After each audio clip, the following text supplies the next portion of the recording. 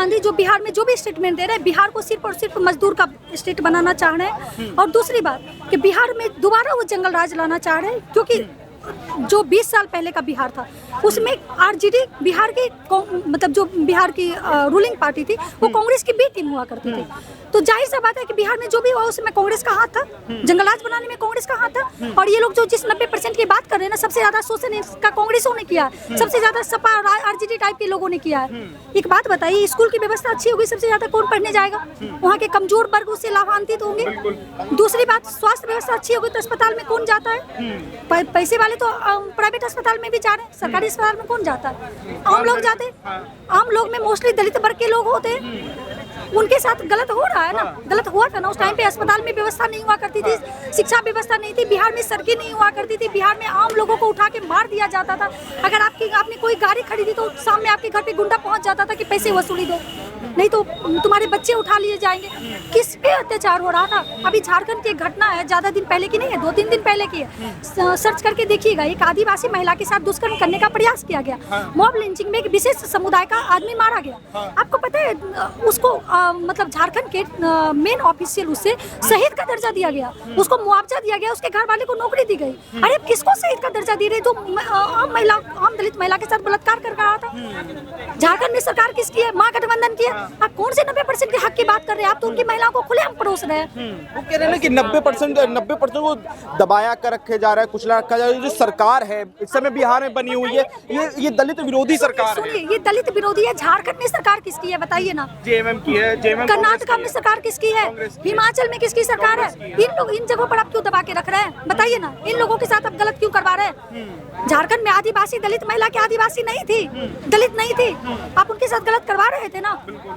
लेकिन ये जैसे राहुल गांधी है कास्ट सेंसस की बात काफी टाइम से उठा रहे थे, जब ये दरभंगा पहुंचे, छात्रावास में पहुंचे, तो उन्होंने कहा कि हमने मोदी सरकार को इसके झुका दिया है कास्ट सेंसस को लेकर, इस वजह से इनको करानी पड़ रही है।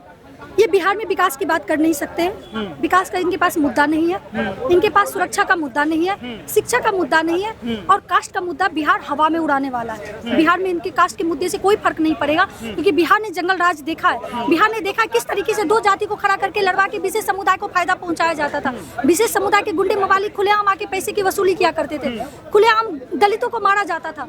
कोई ऐसा, एक बात बताइए, कोई भी शहर में अपराध पनपेगा सबसे पहले किस पे हावी होगा? जाहिर सा बात है कमजोर पे हावी होगा। वो कमजोर लोग कौन थे? किस पे अत्याचार करवाया जा रहा था? किसका नेता बना जा रहा था? शहर पे लाभान्वित क्या अपर कास्ट होता है? सारे कास्ट के लोग होते हैं, सड़क पे चलते हैं, स्कूल में सारे कास्ट के बच्चे पढ़ते हैं। आपने क्यों नहीं स्कूल खोला था? आपने क्यों नहीं हॉस्पिटल खोला था? चरवाहा विद्यालय खोला गया था उसकी जगह पे। बिहार की शिक्षा व्यवस्था को, बिहार को लेबर का राज्य बना के छोड़ दिया गया। बिहार में खुलेआम महिलाओं का बलात्कार किया जाता था, आईएएस की पत्नियां सुरक्षित नहीं होती थी।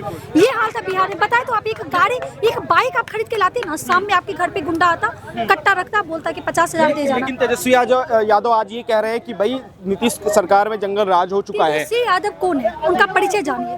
तेजस्वी यादव लालू यादव के बेटे हैं, वही लालू यादव जिनको चारा घोटाला में उठाया गया, वही लालू यादव जिसने बिहार को बलात्कारियों का अड्डा बना दिया, वही लालू यादव जिसने बिहार में जंगल राज फैलाया, वही लालू यादव जिसने बिहार को जातीय हिंसा में धकेला, वही लालू यादव जिसने बिहार की सारी व्यवस्थाओं का धज्जी उड़ा दिया। उसका बेटा क्या करेगा बताइए ना? कह रहे हैं ना कि युवा सीएम चाहिए बिहार के लिए। कसाब भी युवा था तो उसको प्रधानमंत्री देश का बना दीजिएगा। कसाब भी तो युवा ही था। तेजस्वी सीएम चाहिए। सुनिए, युवा अभी पहलगांव में जिन टेररिस्टों ने हमारे लोगों को धर्म पूछ के मारा, वो सभी युवा थे। क्या उनको देश का राष्ट्रपति बना दीजिएगा? युवा का एक क्राइटेरिया होता है। युवा का मतलब ये नहीं हुआ कि आप युवा हैं तो आप कुछ भी करिएगा। कहते हैं ना, राजद वाले कहते हैं कि जब ये 1.5 साल की सरकार बीच में नीतीश जी के साथ आई थी, कह स्वर्णिम काल था बिहार के लिए, इस समय बहुत बढ़िया काम हुए। जिस समय आरजेडी की सरकार आई थी ना, 2017 में, हम खुद छात्र आंदोलन में थे 2017 में। अच्छे खासे पढ़े लिखे बच्चों को ना फेल कर दिया गया था 2017 में। 10th +2 का रिजल्ट देखे थे आप? 10th का मेडिकल पास, IIT पास बच्चे ना इंटर काउंसिल के बाहर, बिहार इंटरमीडिएट के बाहर बैठ के सर पीटा करते थे कि जल्दी रिजल्ट दे दो, मेरा एडमिशन रुक जाएगा। ये हाल कर डाला था इन्होंने बिहार का। 1.5 साल में बिहार में इतना गुंडागर्दी बढ़ गया कि मजबूरन नीतीश जी को याद आया कि मुझे वापस अपने घर वापसी करनी चाहिए। तो क्या लगता है इस बार जो बिहार का समीकरण बैठ रहा है, क्योंकि राहुल गांधी भी दलित वोट को साध रहे हैं, तेजस्वी यादव भी दलित वोट को साध रहे हैं, इस बार जो बिहार का समीकरण बन रहा है, मेरा बात आज लिखवा के रखिएगा, बहुमत में एनडीए आ रही है, बहुमत में। हाँ। ये लोग हवा में उड़ रहे हैं क्योंकि आरजेडी जैसा बिहार को अब कुछ भी नहीं चाहिए। अच्छा, जैसे आज मृत्युंजय तिवारी हैं, राजद के प्रवक्ता हैं, उन्होंने एक बयान दिया, उन्होंने कहा कि आने वाले चुनाव में, बिहार के चुनाव में एनडीए गठबंधन खंड खंड हो जाएगा, टूट जाएगा। उसमें से कई नेता हैं जो हमारे संपर्क में हैं। एनडीए में वो नेता भागेगा जिसको बिहार का विकास नहीं चाहिए, वो तो ऐसे भी उसको चुनाव में हरवा के जनता भेजेगी, तो उसका एनडीए में जरूरत भी नहीं है, जितना जल्दी चला जाए। एनडीए को उसकी जरूरत नहीं है, एनडीए को उन नेताओं की जरूरत है जो जनता के साथ खड़ा हो सके, जो जनता का सेवक बन के काम करे, राजा बन के नहीं करे लालू यादव की तरह। लेकिन लगता है कि भी जो इतना समय रहा है, नीतीश जी का रहा है, इतने समय में इन्होंने विकास किया, क्योंकि पलायन तो लगातार बिहार से अभी भी चल रहा है। आज आप बिहार पटना घूम के आइए, आज पटना का जिस लेवल पे विकास किया गया, बाकी में मतलब कहिएगा तो सराहनीय है। पटना की सड़कों पर रात में 5 बजे, शाम में 5 बजे के बाद महिलाएं नहीं निकला करती थी। आज आप रात भर घूमिए महिलाओं को लेके, कोई प्रॉब्लम नहीं होने जा रहा है। प्रशासन 24/7 अवेलेबल है। एक ट्वीट कीजिए, बिहार पुलिस दौड़ती हुई आपके घर पे आई। लेकिन राजद वाले कह रहे हैं कि यही सरकार है, अभी कुछ समय पहले कि पुल बनने से पहले गिर जाता था। राजद वाले को ये विकास, राजद वालों को ना रास नहीं आ रहा है, क्योंकि इन्होंने बिहार को जंगल राज दिया। कट्टे की आवाजें सुनने को नहीं मिल रही है। बहु बेटियां सुरक्षित है, इनको स्कूल में पढ़ते हुए बच्चे अच्छे नहीं लग रहे हैं, अस्पताल खुला हुआ इनको अच्छा नहीं लग रहा है, बनी हुई सड़कें इनको अच्छी नहीं लग रही है। तो इनको बिहार, इनको तो जंगल राज का आदत है ना। राजद वाले कह रहे हैं कि पुल बनने से पहले इनकी नीतीश जी की सरकार में, एनडीए की सरकार में गिर जाता, इतना भ्रष्टाचार हो गया बिहार में।